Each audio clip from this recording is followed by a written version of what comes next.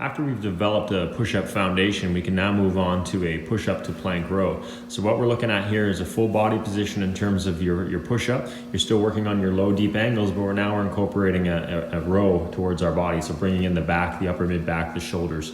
With the row, we're looking at the feet are about hip width apart, and we're trying not to roll those hips as we pull towards the body. Again, the key is being strong through that core and avoiding as much excessive movement as possible. As Jason shifts, what we're gonna see here is we're gonna take a look at from behind. So what we wanna see from a strength coach, a parent, or even an athlete being aware of their body is we wanna see what the body is doing. So as Jason pulls through those arms, we wanna avoid as much turning through those hips as we can. So Jason's gonna get nice and strong through that core. He's gonna activate those glutes, and as he pulls through that weight, we wanna avoid that left to right shift. What you can do is if you have a parent, a friend, or family member around in the house here, you can make sure that you add that cone to the back, and that's gonna give you a good indication if that cone continues to roll off side to side of what those hips are doing. So again, strong core, avoid excessive movement, and full continued push-ups. After we've developed the standard lunge position, we're going to take it one step further by adding a linked system integration to the exercise. So here we have a left leg knee drive with a right arm press. If you can use a dumbbell at home, if you have a sandbag, you can use a rock, you can use anything you have lying around your house. Even just practicing the motion with body weight is something you can work on. So here we're switching. Now Jason's got the dumbbell in the left hand with the right knee drive. We're still trying to meet fundamentals in terms of lunge positions, weight through midfoot and heel on the left foot, dropping that back right knee directly below the hip as we step back. We don't want to step back too far and overstretch through the hip on this one.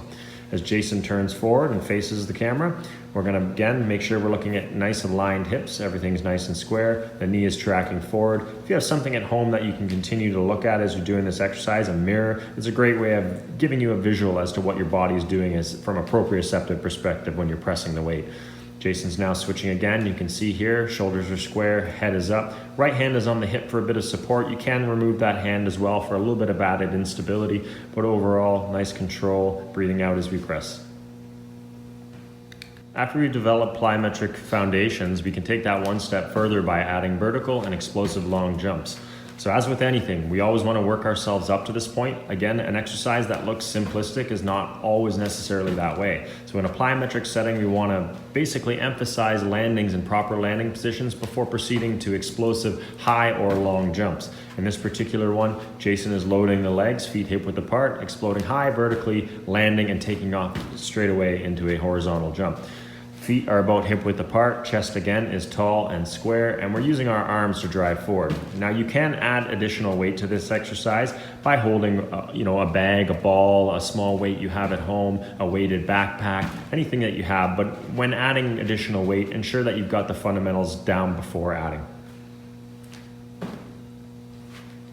Up next we have the M agility run, explosive sprint forward, back pedal to the point, explosive sprint forward, and back pedal, and repeat. So essentially a great exercise for forward reverse transitions, great for any defenseman.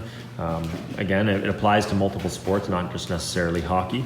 You can do this one for a given period of time, so you can repeat this drill as many cone touches as possible in 30 seconds, or you can complete 1 M and time yourself for it, compete against a family member or friend.